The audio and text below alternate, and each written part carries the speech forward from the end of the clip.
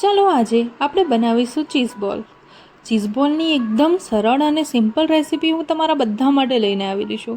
તો સૌથી પહેલાં આપણે લઈશું 4 થી 5 બટાકા અને એને કુકરમાં પાણી અને મીઠું થોડું નાખી અને ગેસ ઉપર મૂકી દઈશું.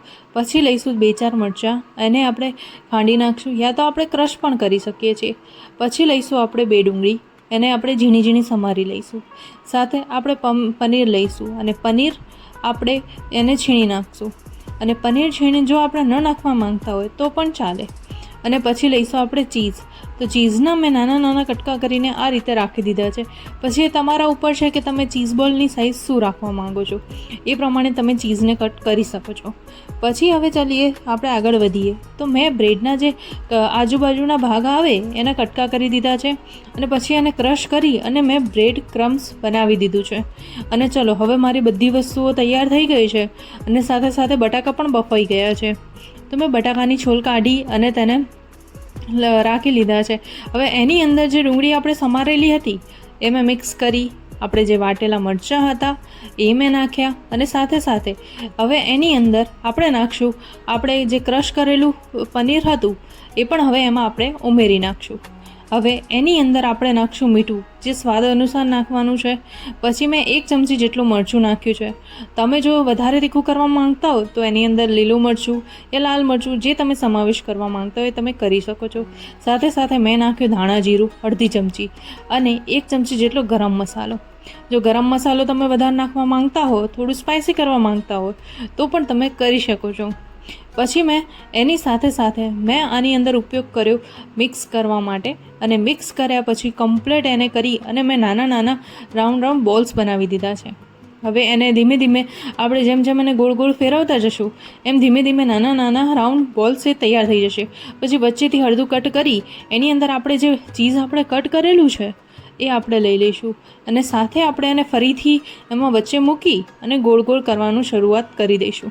જેમ જેમ તમે કરતા જશો તેમ તેમ એ તમારું ચીઝ બોલ રેડી થતું જશે. જ્યારે એ તૈયાર થઈ જાય પછી એને એ રીતે જ જે રીતે આપણે તૈયાર કર્યું છે એ રીતે જ આપણે બધા તૈયાર કરી લઈશું. આમાં થોડું ધ્યાન રાખવું પડે છે કે આ તૂટી ન જાય અને ધીરે ધીરે આપણે એમ કરીને બધા જ તૈયાર કરી દઈશું. જો તમે બટાકાવાળા બનાવેલા હોય તો બસ આ એના જેવું જ હોય છે અને એટલા જ સરળતાથી આપણે બનાવીએ છીએ અને આની અંદર તમે ચાહો તો બીજી બધી વસ્તુઓ પણ યુઝ કરી શકો છો. જેમ કે 2 બ્રેડ લેવાની, એને પલાળીને જો આની અંદર આપણે મિક્સ કરી દઈએ તો સરળતાથી આ બની જાય છે. પણ મેં આમાં મિક્સ નથી કરી. તો ચલો આપણા ચીઝ બોલ બધા રેડી થઈ ગયા છે. હવે આપણે જે બ્રેડ ક્રમ્સ લીધું હતું, જે આપણે પહેલાં ક્રશ કર્યું હતું, હવે એનો ઉપયોગ હવે આવશે. તો મેં સૌ પ્રથમ આપણે તેલ ગરમ કરવા મૂકી દીધું છે. થોડું જ્યારે ગરમ થઈ જાય પહેલાં એને ફૂલ ગેસ રાખવાનો અને જ્યારે આપણે એને ચીઝ બોલ આપણા અંદર નાખીએ ત્યારે ગેસને મીડિયમ કરી દેવાનો. તો સૌથી પહેલાં જે બ્રેડ ક્રમ્સ હતા એની અંદર આપણે કમ્પ્લીટ આપણા ચીઝ બોલને રાઉન્ડમાં ફેરવી દેવાનું, જેનાથી આજુબાજુ કમ્પ્લીટલી આવી જાય. જેટલું એ વધારે હશે એટલા જ આપણે ચીઝ બોલ ક્રિસ્પી અને સરસ થશે. તો મેં ચલો એ ચીઝ બોલ એક રેડી થઈ ગયું છે આપણું અને એને મેં તળવા માટે પણ મૂકી દીધું છે. અને આને એકદમ બ્રાઉન કલરનું આપણે કરવાનું છે જેનાથી એકદમ ક્રિસ્પી લાગ્યા. તો ચલો હવે બીજા પણ ચીઝ બોલ આપણે તળી લઈએ. તો એક પછી એક હું કહીશ કે તમે 2 કે 3 નાખશો તો એ ચીઝ બોલ વધારે સારા અને ક્રિસ્પી રીતે તૈયાર થશે.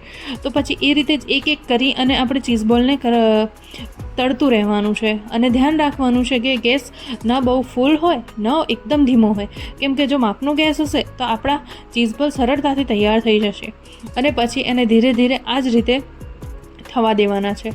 અને ચીઝ બોલની સાથે તમે અમારા ઘરમાં સૌથી વધારે આને સોસ સાથે પસંદ કરવામાં આવે છે, તો મેં પણ સોસ સાથે આને પ્લેટિંગ કરી દીધી છે. અને ચલો હવે આપણા ગરમા ગરમ અને એકદમ ક્રિસ્પી અને સરળ રેસીપી સાથે જે વસ્તુઓ બધી ઘરમાં આપણાને મળી જ રહે છે, કેમ કે આજકાલના સમયમાં પનીર અને ચીઝ તો ઘરમાં હોવું નોર્મલ થઈ ગયું છે અને બ્રેડ વગર તો હવે કોઈને ચાલતું જ નથી. તો બસ એવી અને સરળ અને સિમ્પલ રેસીપી હું તમારા બધા માટે લઈને આવી ગઈ છું. અને સૌથી સારામાં સારી વસ્તુ એ છે કે આ બહુ ઝડપી બની જાય છે અને છોકરાઓને સૌથી વધારે પસંદ આવે છે. અને આની સૌથી સારી વસ્તુ એ પણ છે કે આપણે એને ચા સાથે પણ ખાઈ શકીએ છીએ. તો કહેજો કે કેવી લાગી આ રેસીપી.